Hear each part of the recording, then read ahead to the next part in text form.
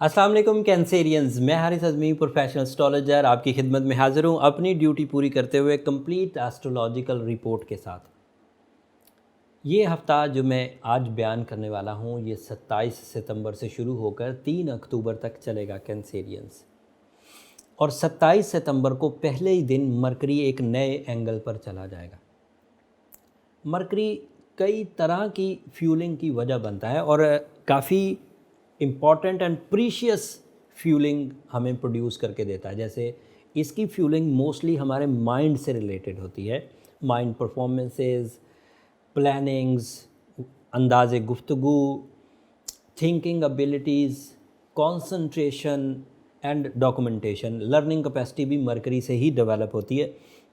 Mercury आपके यहाँ 5th house में इंटर हो जाएगा एंड 5वें घर में मरकरी की अफादियत गैर मामूली है। ज़्यादातर इसकी अफादियत स्टूडेंट्स को और दिमागी काम करने वालों को मिलेगी, लेकिन अदरवाइज़ भी इसके ऐसे एडवांटेजेस हैं कि जो लोग रिसर्च वर्क करते हैं उनकी रिसर्च किसी तकमील तक पहुंच पाएगी। उनके इरादे जिस सिमत में सोच रहे हैं वहाँ के जो क्लूज़ उनके पास हैं, जो सिर्फ उनके पास इशारे मौजूद हैं, वो किसी मंजिल की निशानदेही कर पाएंगे एंड इससे आपको कुछ रिस्पेक्ट मिल पाएगी।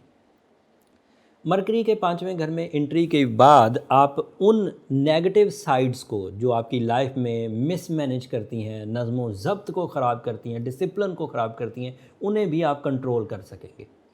वो आदतें हों या वो रिश्ते हों। आदत आपकी होती है, रिश्ते मतलब कोई दूसरा आपका टाइम ज़ाया कर रहा है, तो दोनों सूरतों में आप अपने आप को बचा पाएंगे मरकरी की वजह से। जो दूसरी बड़ी खबर है वो ये कि 29 सितंबर को सैटर्न इस साल अपनी रेट्रोग्रेशन पूरी करके डायरेक्ट हो जाएगा एंड वो आपके 7th हाउस में डायरेक्ट होगा। सैटर्न जब भी 7th हाउस में डायरेक्ट होता है उसकी अफादियत गैर मामूली होती है, काफ़ी प्रोडक्टिव। 7th हाउस की प्रोडक्शंस में 2 प्लैनेट हिस्सा लेंगे। जुपिटर भी आपके यहाँ 7th ही हाउस में है, that is your luck factor and high achievements, long lasting achievements, silky way में अचीवमेंट्स एंड तवक्कुआ से बढ़कर छक्का लगना, कम मेहनत और ज़्यादा फ़ायदे, वो जुपिटर दे रहा। लेकिन सैटर्न जो अभी 29 सितंबर को डायरेक्ट होगा वो इस जुपिटर की एबिलिटीज़ को गैर मामूली हद तक बढ़ा देगा और ख़ुद भी आपकी कामयाबियों में मेजर रोल अदा करेगा। 7th हाउस में सैटर्न एंड जुपिटर की कम्बिनेशन तमाम वो मर्द और ख़वातीन जिनकी रिश्तेदारी लेट हो रही थी 2018 से लेकर अब तक, वो अब मुफीद होने लगेगी एंड रिश्तेदारी की डिले ख़त्म होगा। तमाम वो कैंसेरियंस जिन्हें लाइफ पार्टनरशिप क्राइसिस का सामना था पिछले कुछ महीनों से, अब वो दोबारा स्टेबल होंगे। उम्मीद ये है कि उनके आपसी झगड़े, उनकी अदावतें, उनकी नफ़रतें रिपेयर हो पाएंगी। सैटर्न के 7वें घर में होने की वजह से अगर कोई कैंसेरियन किसी मुकदमे में फंस गया था गैर ज़रूरी तौर पर, तो वहाँ से भी वो बच जाएगा इज़्ज़त के साथ।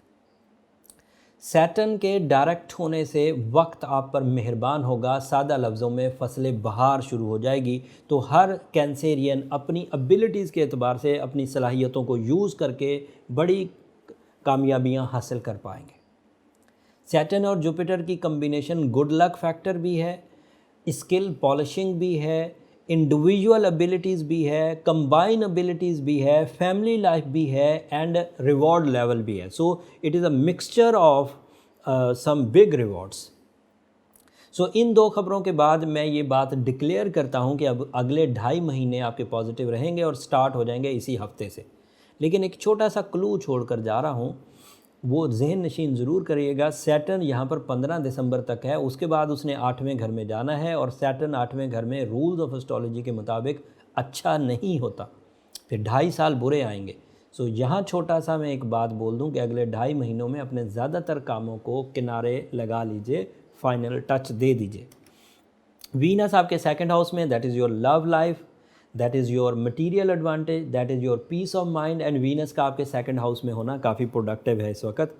एक छोटी सी और डिस्टर्बिंग न्यूज़ है, लेकिन उसे बैलेंस करना आसान बहुत है। मार्स आपके 10th हाउस का लॉर्ड है 10वें घर में। जब भी वो आता है 2 साल में एक दफ़ा, तो उससे आपके कैरियर अचीवमेंट आसान हो जाते हैं, ज़रिए माश डेवलप होता है, मल्टीटास्किंग होती है, source of income smooth and silkie perform करता है।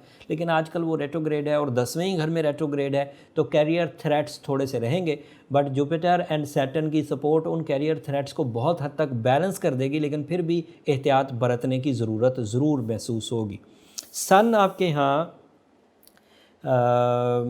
आपके यहाँ है 4th हाउस में। सो सूरज जब भी चौथे घर में हो, इसके एडवांटेजेस कंफर्ट ऑफ लाइफ की सूरत में होते हैं, सेल्स एंड परचेज़ की सूरत में होते हैं, स्टॉक एक्सचेंज में इन्वेस्टमेंट की सूरत में, एंड घर और गाड़ी की ताज़ीन और आइश या बढ़ाना या बदलना, ये भी आपके लिए मुमकिन हो पाएगा।